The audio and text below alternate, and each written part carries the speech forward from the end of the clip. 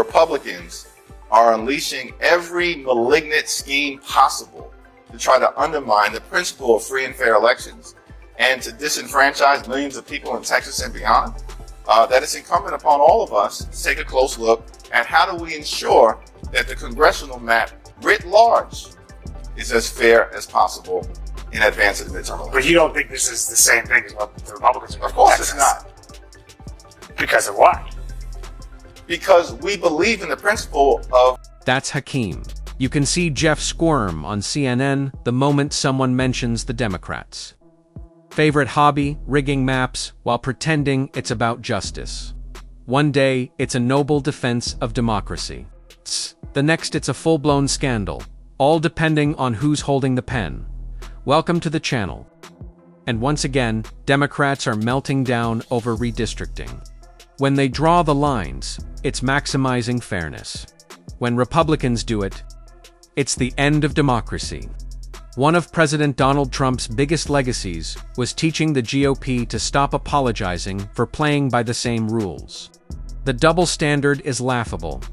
And tonight, Scott Jennings delivers the perfect reality check, one that shuts it all down in a single shot.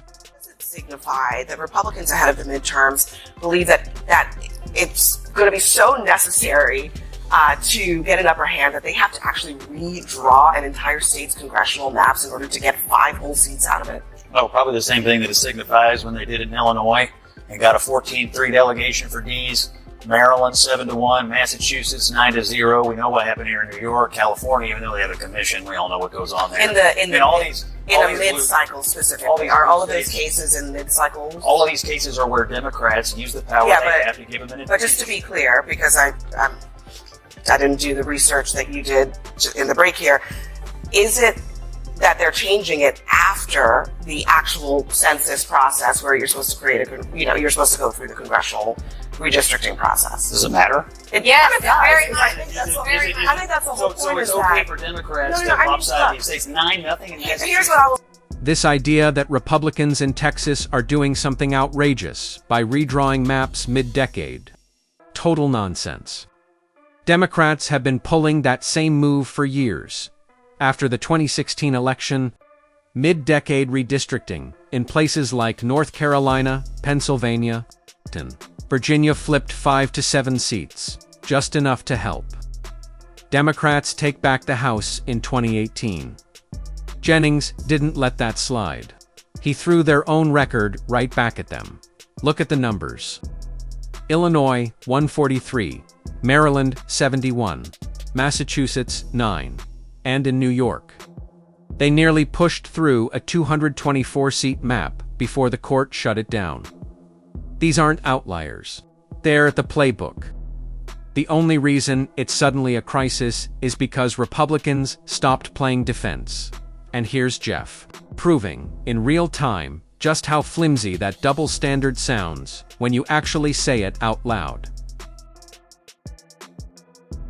Have been a complete and total failure for the American people. They have no credible track record of success. That's why House Republicans are afraid of the voters in 2026 in the midterm elections, and they're trying to cheat to win.